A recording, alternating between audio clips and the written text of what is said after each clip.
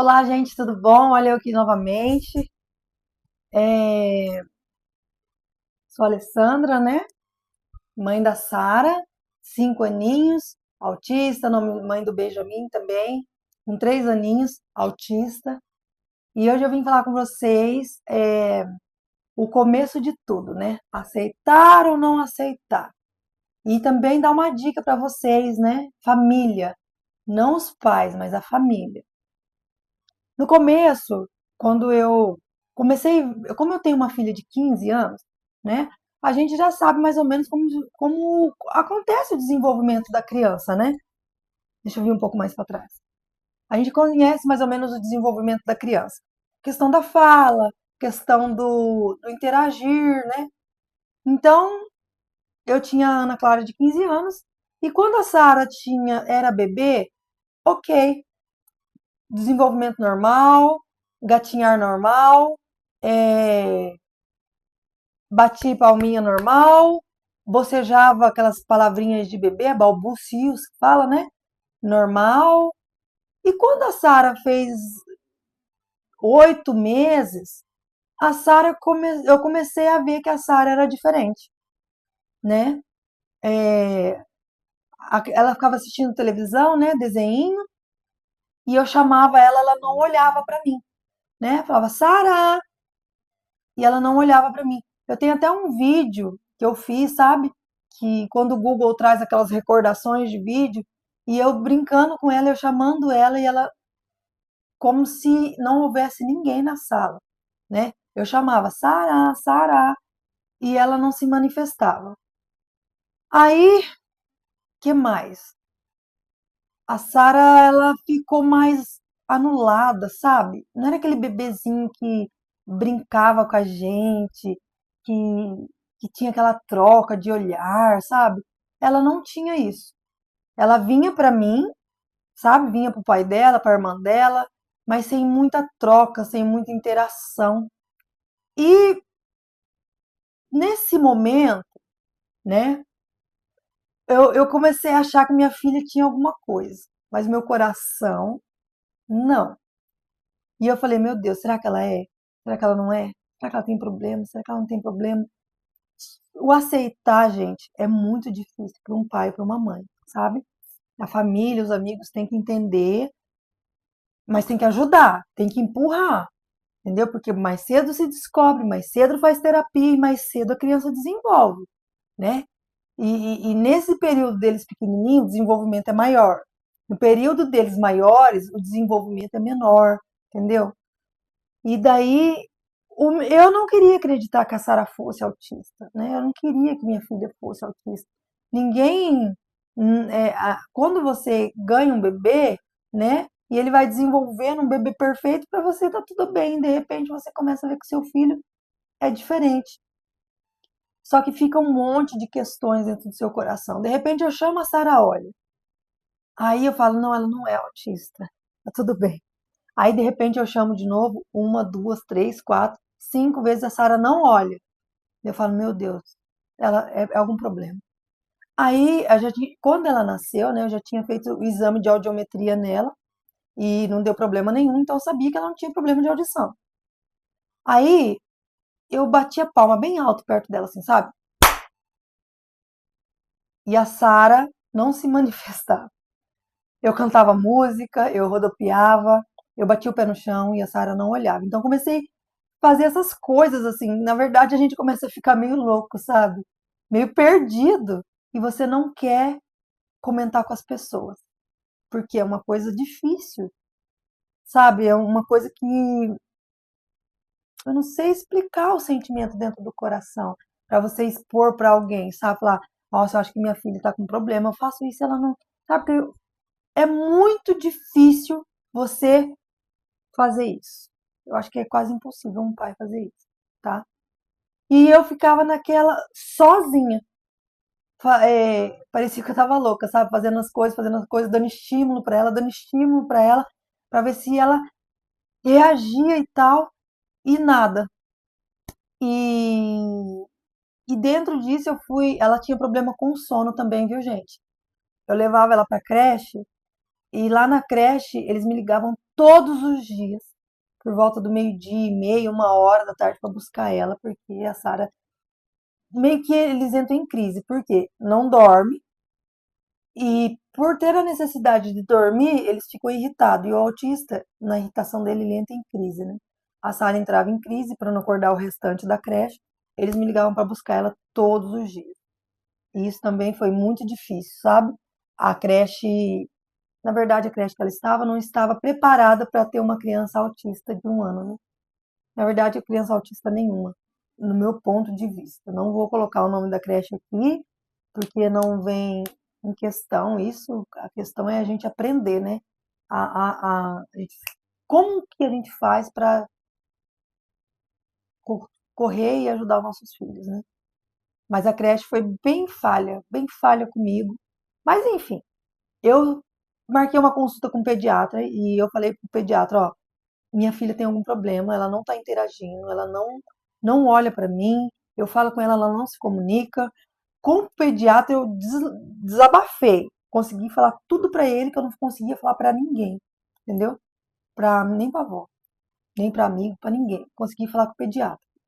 Esse pediatra passou, ela perguntou se a creche tinha relatado algo. Falei que não, mas que a creche me ligava todo dia para buscar ela. Ele falou, mãe, seria legal ter uma coisa da creche e tal, mas mesmo assim eu vou passar ela por um fisioterapeuta. Que peguei uma guia lá do posto, e essa guia eu fiquei com ela na mão por mais de 2 anos quase. Vai vendo. Mas nesse decorrer do tempo, né, a, eu conversei lá na creche e falei se eles não achavam que a Sara estava diferente e tal. Aí a professora falou, mãe, ela só tem um ano e meio, 1 ano e pouco. É, é normal umas crianças ter atraso de fala. É normal umas crianças ser um pouco mais tímida e tal e tal. Tranquiliza o seu coração, fique em paz e tal. E eu acabei ficando em paz, tá, gente? Na verdade, eu queria ter ouvido isso mesmo de alguém. Fique em paz, tá tudo bem, tua filha não tem problema. E como ela falou isso, acho que reforçou alguma coisa dentro do meu interior. E eu falei, ufa, a Sara tá bem. Só que dentro do meu coração tinha sempre aquele ponto de interrogação. Não, será que tá tudo bem mesmo, né? Será que tá tudo bem mesmo? E o tempo foi passando e eu vi que não me chamavam lá no posto de saúde e eu vi que nada acontecia e que a Sara não desenvolvia. Aí eu fui lá na creche mais uma vez. Falei pra eles: tá, vocês falaram que a Sara não tem nada, tá tudo bem, mas eu tô tão aflita, vocês só por desencargo de consciência minha, vocês não dariam um papel falando, né, sobre essas questões da Sara para levar no posto, pra gente tirar uma dúvida, né, fazer algum teste nela pra gente ver?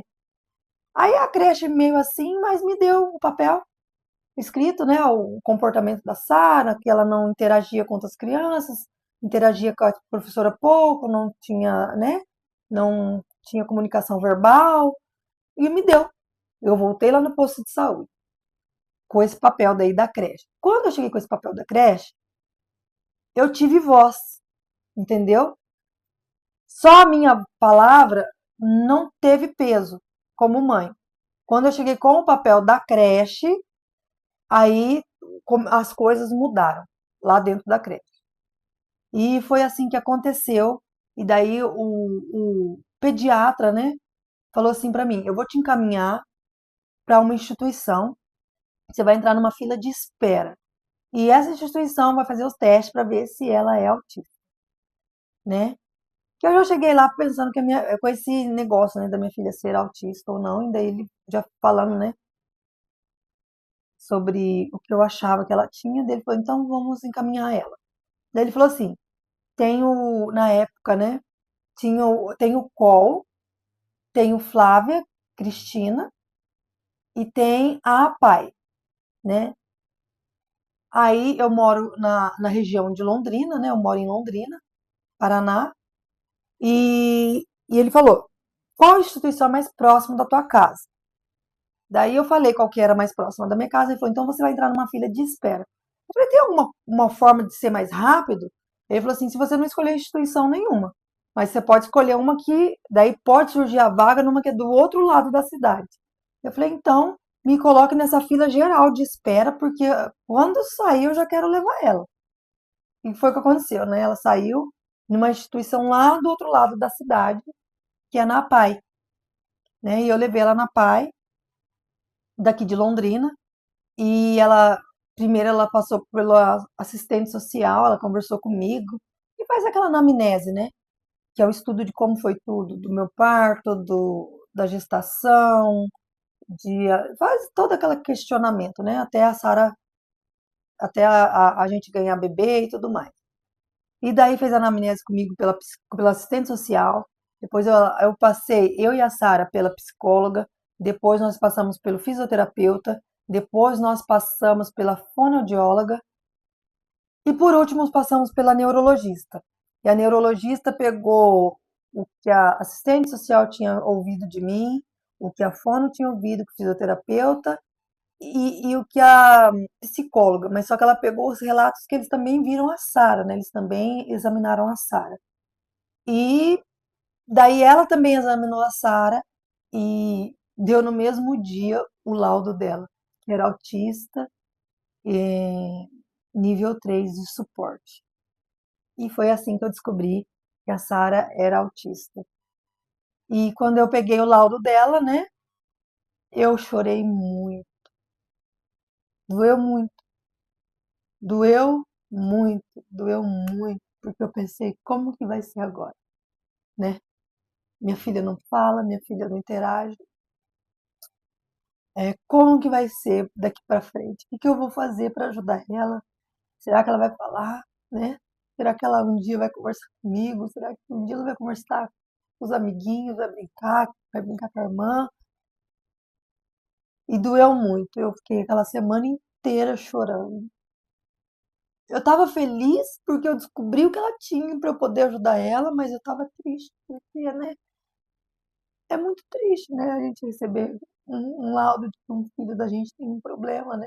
E vai limitar ele em muitas coisas, né? Da vida. E a gente não sabe o amanhã, né? Você não sabe se o filho vai falar, você não sabe se o seu filho vai conseguir entrar numa escola, estudar, fazer um primeiro ano, né? Muito difícil, muito dolorido, muita dor no coração. É, mas eu olhava para ela, via que ela tinha saúde, que ela era perfeita fisicamente, e isso me animava em contrapartida, sabe? Porque como eu ia na PAI levar ela, eu via muitas crianças com muita mais limitação que a Sara, né? Numa cadeira de roda sem andar, eu via aquelas crianças com aquelas deficiências que deixam os membros da mãozinha atrofiados, assim, sabe? As perninhas atrofiadas, aquelas crianças com a boquinha aberta, babando, sem comunicação nem visual, né, de nada, né? E as mães lá sorrindo. E a Sara é autista só, né? Mas a Sara anda, a Sara corre, né? A Sara tinha saúde. Então, contrapartida, eu sempre olhava para esse lado, sabe? Mas não foi fácil. Mas foi assim que eu descobri o autismo da Sara, tá? E é sobre isso. Depois eu quero falar, fazer um outro vídeo, tá? Para família, para amigos, para vocês ajudar os parentes de vocês, que vocês sabem que a criança é autista, só que vocês não falam porque os pais não aceitam, tá? Eu vou fazer um vídeo para vocês, para uma forma de vocês poderem ajudar eles sem machucar eles, porque a gente fica meio que cego. A- o medo de pegar o laudo na mão é tão grande que a gente se cega. E essa cegueira é muito mal, faz mal pra gente, porque você atrapalha o desenvolvimento do seu filho, sabe? Se ele realmente for autista, cada dia que passa é um dia de terapia que ele perde, é um dia de desenvolvimento que ele perde. E isso acaba sendo muito, muito ruim para a criança, tá? E é sobre isso. Daí eu vou fazer mais vídeos, vou contar para vocês, porque eu contei a história da Sara com um ano e meio, né? Hoje a Sara tem 5 aninhos, né? E eu quero falar dessa caminhada, como foi, tá? Beijão, até o próximo vídeo.